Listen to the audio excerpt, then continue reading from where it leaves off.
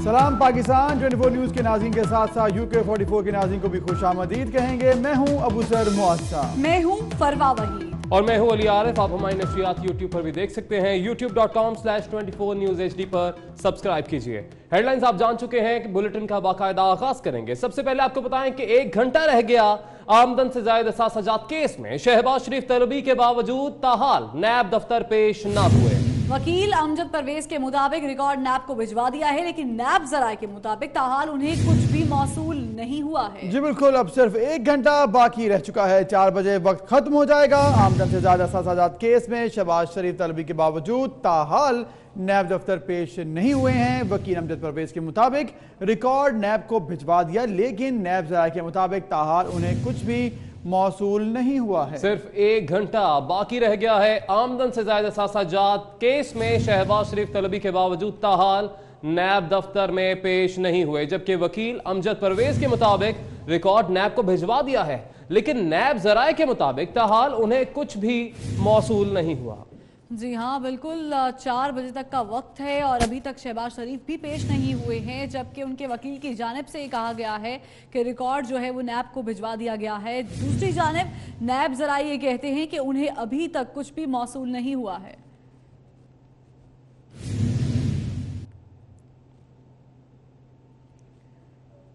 छोटे भाई के बाद अब बात बड़े भाई की। साबिक वज़ीर आज़म पाकिस्तान मियां मोहम्मद नवाज शरीफ मेडिकल सिटी गए। मेडिकल बोर्ड ने मियां मोहम्मद नवाज शरीफ का तिब्बी मुआयना किया। नवाज शरीफ 1 घंटे से जायद शरीफ मेडिकल सिटी में रहे। आपको अपडेट कर रहे हैं कि साबिक वज़ीर आज़म मियां नवाज शरीफ मेडिकल सिटी गए। मेडिकल बोर्ड ने मियां नवाज शरीफ का तिब्बी मुआयना किया। नवाज शरीफ 1 घंटे से जायद शरीफ मेडिकल सिटी में रहे। साबिक वज़ीर आज़म पाकिस्तान मियां मोहम्मद नवाज शरीफ के कुछ टेस्ट किए गए और उनके ज़ाती मौलज के मुताबिक उनकी दिल की धड़कनें नॉर्मल नहीं हैं।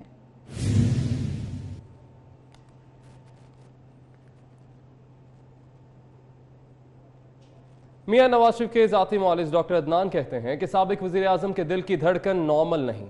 MRI कर लिया गया है। मजीद इलाज मेडिकल बोर्ड की सिफारिशात पर होगा। हो सकता है मियां मोहम्मद नवाज शरीफ का एक और ऑपरेशन भी करना पड़े। वो शरीफ मेडिकल सिटी में नवाज शरीफ साहब आज तशरीफ लाए थे। They were having today it was the 4th meeting और इन बिटवीन भी उनकी कंसल्टेशन होती रही है। फ्यू डेज अगो आपकी जहन में होगा कि we had his MRI and MRA and CT scans राजी में। तो MRI और MRA बहुत सिग्निफिकेंटली डिजीज शो करता है and it is a yardstick tool जो कंफर्मेशन करता है कि how bad a disease is.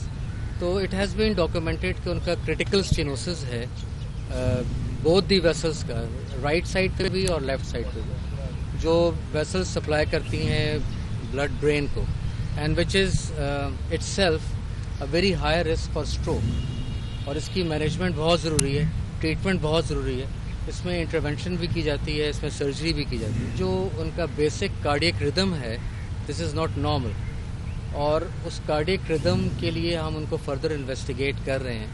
And it is quite evident कि परमानेंट पेसमेकर और ICD की उनको ज़रूरत पड़ेगी। जबकि मौलाना फजलुर रहमान ने जाती उम्रा में साबिक वज़ीर आज़म मियां नवाज शरीफ से मुलाकात की। मुलाकात के बाद मीडिया से गुफ्तगू में मौलाना फजलुर रहमान का कहना था कि मौजूदा हुकूमत नस्ब करदा है। नैब एक इंतकामी इदारा है जिसे इस्तेमाल किया जा रहा है। नैब से इंसाफ की तवक्को नहीं। मिलियन मार्च की तैयारी कर ली है। हुकूमत मुखालिफ तहरीक के लिए नवाज शरीफ से हतमी राय नहीं ली। आज या कल आसिफ अली जरदारी से भी मुलाकात होगी।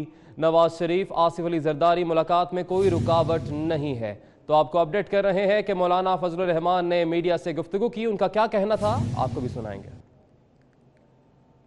जी ये इलेक्शन धांधली के इलेक्शन हैं। जो हुकूमत है उसकी अक्सरियत जाली है। जो हमारा वज़ीर आज़म बना बैठा है वो भी एक जाली और खलाई किस्म का वज़ीर आज़म है, जो मैं समझता हूँ कि ये नस्ब करदा है, इंस्टॉल्ड है। जहाँ तक नेब का ताल्लुक़ है, नेब एक इंतकामी इदारा है और जिसको इस्तेमाल किया जा रहा है बुरे तरीके से। नेब से एहतसाब की तवक्को और उस हवाले से किसी इंसाफ की तवक्को नहीं की जा सकती कि जमीयत उलमा इस्लाम 10 मिलियन मार्च मुल्क में मुकम्मल कर चुकी है। और इंशाअल्लाह मैं आज या कल तक आसिफ अली ज़रदारी से भी मुलाकात करूँगा, उनसे भी इंशाअल्लाह इन उमूर पर बातचीत होगी। देखिए, सोच में तो कोई फ़र्क नहीं है, लेकिन उसके लिए क्या हिकमत अमली होनी चाहिए, अभी शायद मियाँ साहब या उनकी पार्टी के लिए आज तो ऐसा दिन नहीं था कि हम उनसे इसके बारे में कोई हतमी राय लेते। आपको बताएं, बहरीन के वज़ीर ख़ारजा शेख खालिद बिन अहमद अल खलीफा की GHQ रावलपिंडी आमद। बहरीन के वज़ीर ख़ारजा ने army chief general Qamar Javed Bajwa से मुलाकात की है। मुलाकात में बाहमी दिलचस्पी के उमूर समेत खित्ते की सिक्योरिटी सूरत हाल पर गुफ्तगू भी हुई। बहरीन के वज़ीर ख़ारजा ने खित्ते में तनाज़ात के खात्मे के लिए पाकिस्तान के किरदार की तारीफ भी की है। तो अहम मुलाकात हुई। बहरीन के वज़ीर ख़ारजा शेख खालिद बिन अहमद अल खलीफा की GHQ रावलपिंडी आमद। बहरीन के वज़ीर ख़ारजा ने army chief general Qamar Javed Bajwa से मुलाकात की है। मुलाकात में बाहमी दिलचस्पी के उमूर समेत खित्ते की सिक्योरिटी सूरत हाल पर गुफ्तगू हुई है।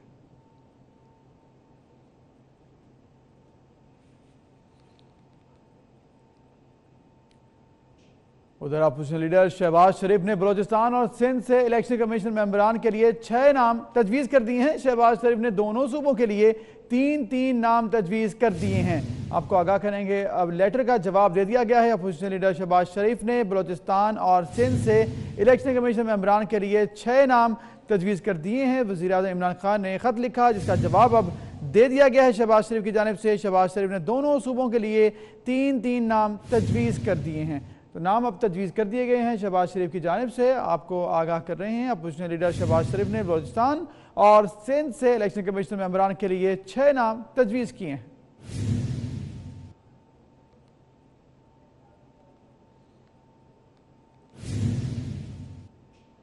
लाहौर की एहतसाब अदालत ने शहबाज शरीफ फैमिली के मुबैना फ्रंटमैन मुश्ताक चीनी को 23 अप्रैल तक जिस्मानी रिमांड पर नैब के हवाले कर दिया है। नैब ने गुज़िश्ता रोज गिरफ्तार होने वाले मुश्ताक चीनी को एहतसाब अदालत में पेश किया। प्रोसिक्यूटर नैब ने जज नजमुल हसन को बताया कि मुल्जिम शहबाज शरीफ फैमिली का फ्रंटमैन है। मुश्ताक चीनी ने सलमान शहबाज के अकाउंट में 50 करोड़ की ट्रांजैक्शन भी की थी। मुश्ताक चीनी से पूरे नेटवर्क के मुतालिक तहकीकात करनी है, जिस पर जो है रिमांड दिया जाए और 23 अप्रैल तक जिस्मानी रिमांड दे दिया गया है।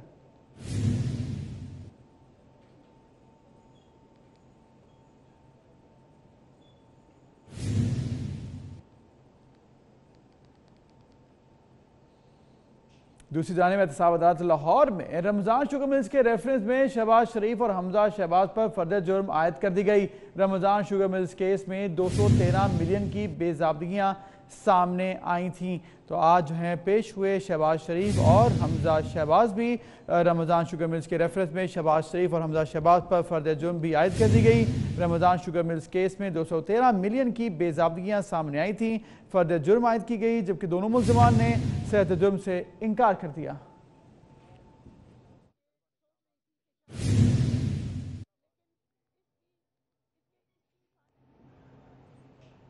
और खबर आपको दें कि सुप्रीम कोर्ट ने मियां मोहम्मद शहबाज शरीफ और फवाद हसन फवाद की जमानत के खिलाफ नैब अपील पर समाअत अगले हफ्ते के लिए मुलतवी कर दी है। जस्टिस अजमत सईद की सरबराही में 3 रुकनी बेंच ने इस केस की समाअत की। नैब की जानिब से इल्तिवा की दरखास्त पर समाअत मुलतवी की गई है।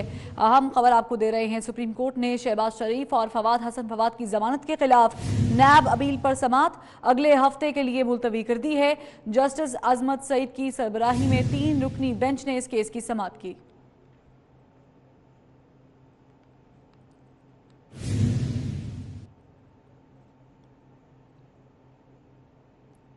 और अपोजिशन से हाथ ना मिलाने वाले वजीर आजम इमरान खान ने इलेक्शन कमीशन के मेंबरान की तकर्री पर भी जिद्दी नजर आए हैं वो। और इमरान खान ने अपोजिशन लीडर को खत लिखा, मगर सलाम लिखा ना अपोजिशन लीडर को मुखातिब किया।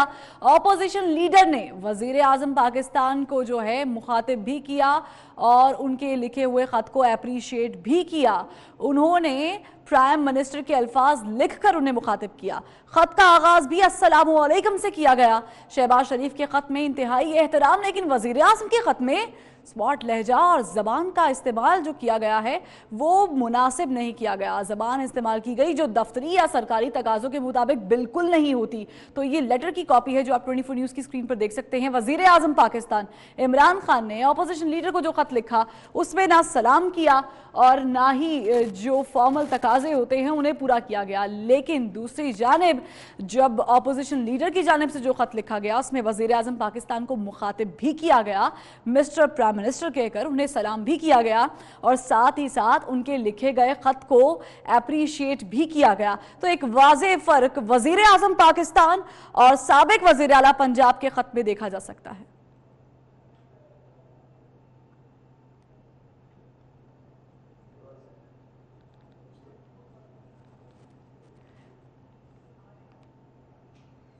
और आगे बढ़ते हैं, खबर शामिल करें। सुप्रीम कोर्ट ने लाहौर में सरकारी अराजी पर पेट्रोल पंप्स को लीज पर देने से मुतालिक केस का फैसला महफूज कर लिया है। जस्टिस अजमत सईद की सरबराही में 3 रुकनी बेंच ने इस मुकदमे का फैसला आज ही सुनाने का फैसला कर लिया है। पेट्रोल पंप के मालिक के वकील ने कोर्ट में दलाइल दिए हैं कि गवर्नर पंजाब की इजाजत लेकर वादत रोड पर पेट्रोल पंप बनाया गया, जिस पर जस्टिस अजमत सईद ने रिमार्क्स दिए कि गवर्नर की इजाजत ली है तो पंप भी गवर्नर हाउस में जाकर लगा ले। गवर्नर कोई खुदा नहीं है, हुकूमत को पेट्रोल पंप की जमीन फरोख्त करने का कैसे कह दें। हुकूमत ने सरकारी अराजी के हवाले से कोई पॉलिसी नहीं बनाई। तो आपको बताएं कि इस केस की समाअत हुई और इसका जो मुकदमे का फैसला है वो महफूज कर लिया गया है।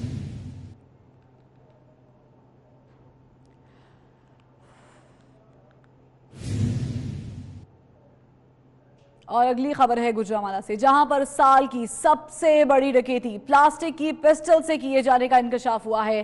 पीपल्स कॉलोनी में खिलौना पिस्टल दिखाकर 2 करोड़ 70 लाख की डकैती करने वाला मुलजिम पकड़ा गया है।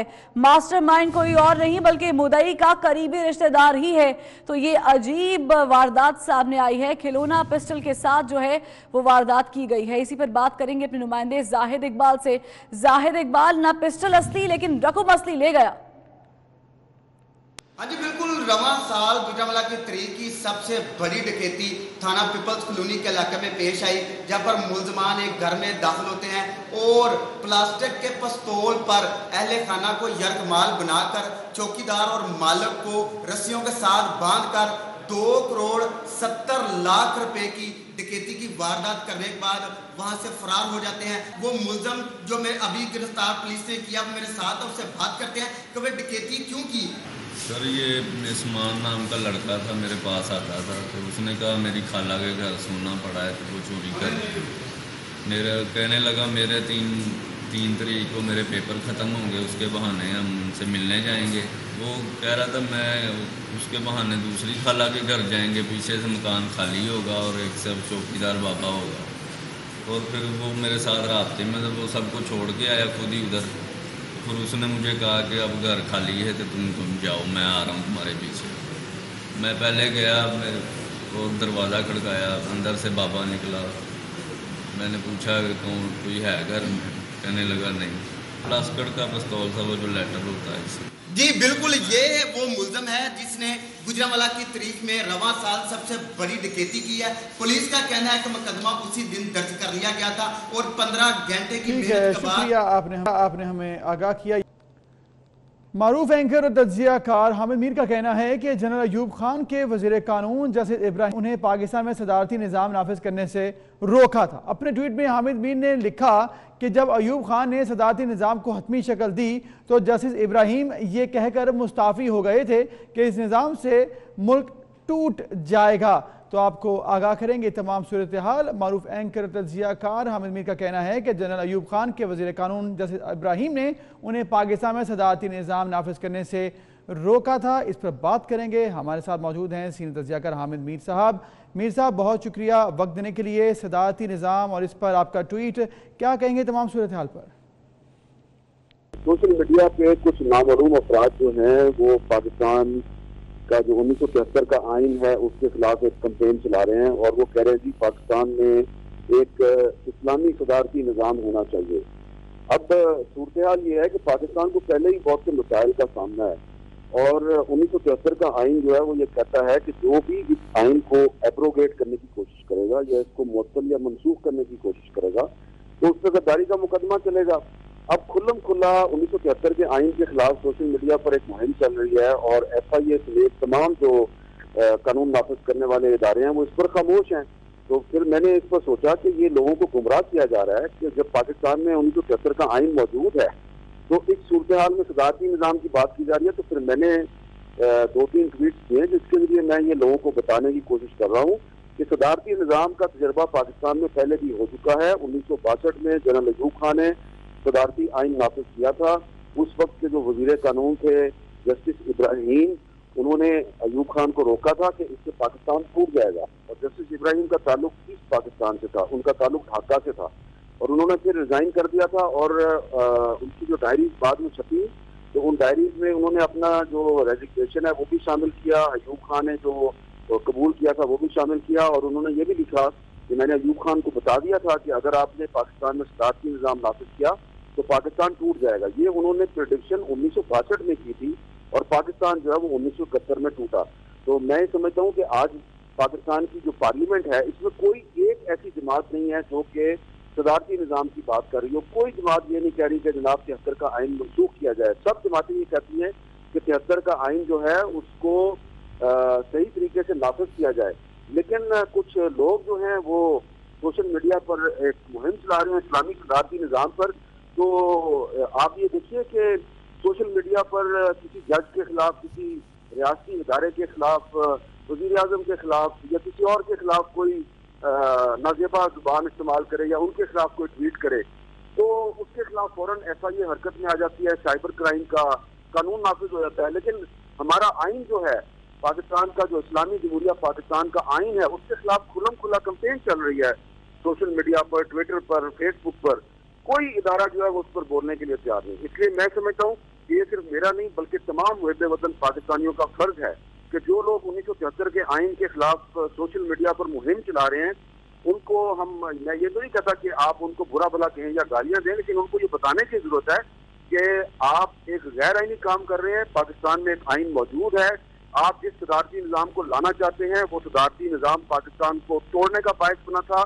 और जो लोग भी ये कहते हैं कि सदारती निज़ाम होना चाहिए, उन्हें कायद-ए-आज़म मोहम्मद अली जिन्नाह की जो तकारीर हैं वो पढ़नी चाहिए। मोहतरमा फातिमा जिन्नाह की एक तकरीर को भी मैंने ट्वीट किया, वो भी पार्लिमानी निज़ाम की हामी थी। और 1973 का आइन पाकिस्तान की वो वाहिद दस्तावेज है जिसपे तमाम सियासी और मजहबी जमातों का इत्तेफाक है।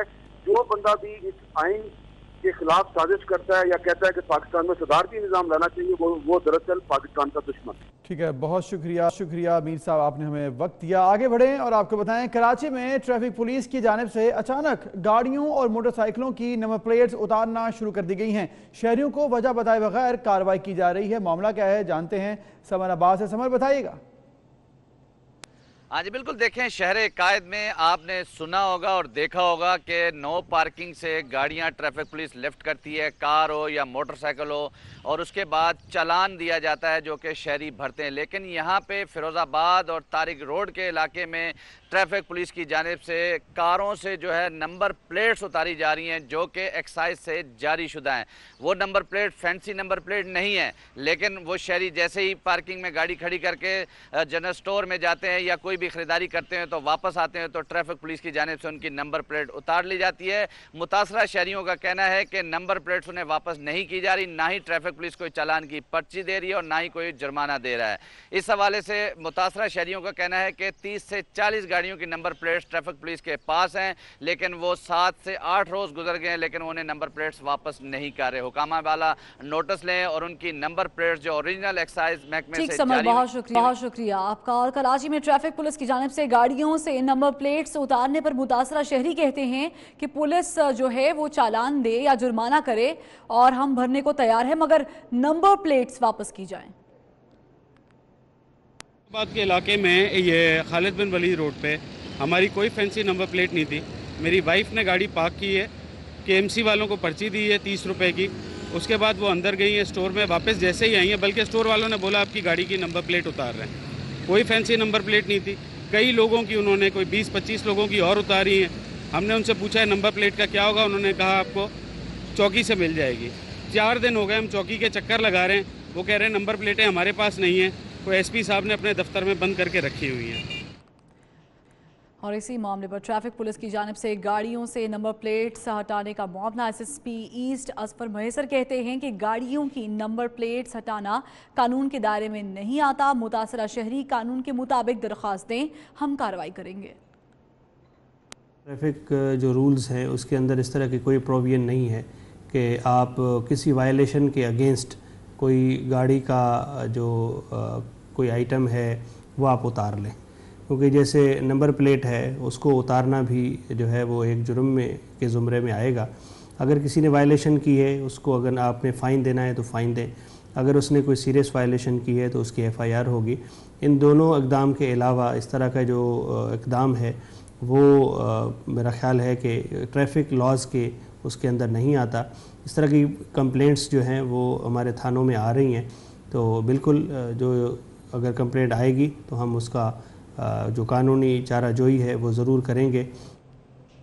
वज़ीर इत्तलात फवाद चौधरी इस वक्त प्रेस कॉन्फ्रेंस कर रहे हैं।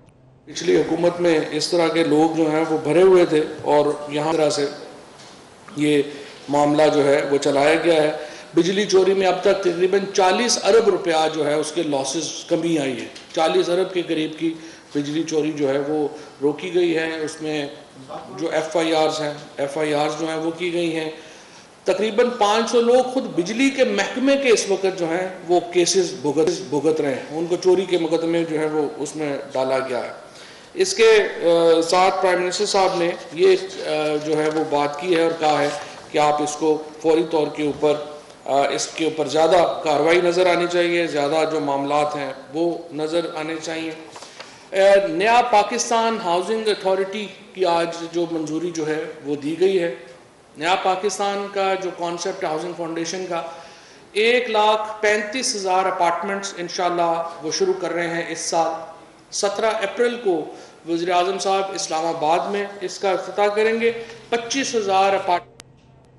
फवाद चौधरी प्रेस कॉन्फ्रेंस कर रहे हैं। यहाँ पर अहम खबर शामिल करेंगे। आपको बताएं कि लाहौर हाईकोर्ट के जज जस्टिस फर्रुख इरफान ने ओहदे से इस्तीफा दे दिया है। जस्टिस फर्रुख इरफान के करीबी ज़रा के मुताबिक इस्तीफा दोपहर 2 बजे सदर डॉक्टर आरिफ अलवी को भिजवा दिया गया है। जस्टिस फर्रुख इरफान ने अपने इस्तीफे से सुप्रीम जुडिशल काउंसिल को भी आगाह कर दिया है। तो अहम और बड़ी खबर, लाहौर हाईकोर्ट के जज जस्टिस फर्रुख इरफान ने अपने ओहदे से इस्तीफा दे दिया है। जस्टिस फर्रुख इरफान के करीबी ज़राए के मुताबिक इस्तीफा दोपहर 2 बजे सदर पाकिस्तान आरिफ अलवी को भिजवाया गया है। जस्टिस फर्रुख इरफान ने अपने इस्तीफे से सुप्रीम जुडिशल काउंसिल को भी आगाह कर दिया है। क्या वजूहात हैं ये तो अभी तक सामने नहीं आई हैं, लेकिन ये बड़ी और अहम खबर है। लाहौर हाईकोर्ट के जज जस्टिस फर्रुख इरफान ने अपने ओहदे से इस्तीफा दे दिया है। एक बार फिर आपको बताएं, फवाद चौधरी इस वक्त प्रेस कॉन्फ्रेंस कर रहे हैं कि इसमें सिर्फ जो है वो इस्तेमाल किए जाएं। एवेक्यू ट्रस्ट बोर्ड का नया बोर्ड जो है वो तश्कील दिया गया है। इसके साथ एवेक्यू ट्रस्ट प्रॉपर्टी बोर्ड का मैं नाम जो है वो भी आपको जो है वो दे दूंगा। तकरीबन 12-14 नाम है, मैं अभी आपको जो है वो दे दूंगा। इसके साथ जो reactivation of the programme for the treatment of fatal disease, ये जो लोग बहुत ज़्यादा अनफॉर्चुनेटली बहुत लोग जो हैं जो जिगर की उसमें मुब्तला हो जाते हैं या गुर्दों की पैबंदकारी के जो बड़े महंगा इलाज है वो पहले प्राइम मिनिस्टर ऑफिस के पास था, अब इसको शिफ्ट कर दिया गया है बैतुल माल के पास, और बैतुल माल जो है वो इसको जो है वो देखेगी। कैबिनेट डिसीजंस थे तकरीबन, पिछली दफ़ा मैंने आपको पूरा बताया था कि कितने कैबिनेट डिसीजन थे, 35 के करीब कैबिनेट डिसीजन थे। जिन ज़्यादातर जो अमल दरामद के मामला थे वो MOUs के मुतल्लिका थे। तो MOUs जो है उनको फ़िलहाल जो है वो फॉरेन ऑफिस का जो कि मामला है, दूसरे मुल्कों का मामला है, ज़्यादातर जो थे वो उनके मुतल्लिक थे। इसके साथ MS air eagle private limited जो है इनको जो लाइसेंस जो है उसको अप्रूव किया गया है 1 साल के लिए। शाहरुख साहब जो सेक्रेटरी हैं सिविल एविएशन के, उनको एडिशनल चार्ज दिया गया है चेयरमैन सिविल। वज़ीर इत्तलात फवाद चौधरी न्यूज़ कॉन्फ्रेंस कर रहे हैं। न्यूज़ स्टूडियो से फिलवक्त इतना ही।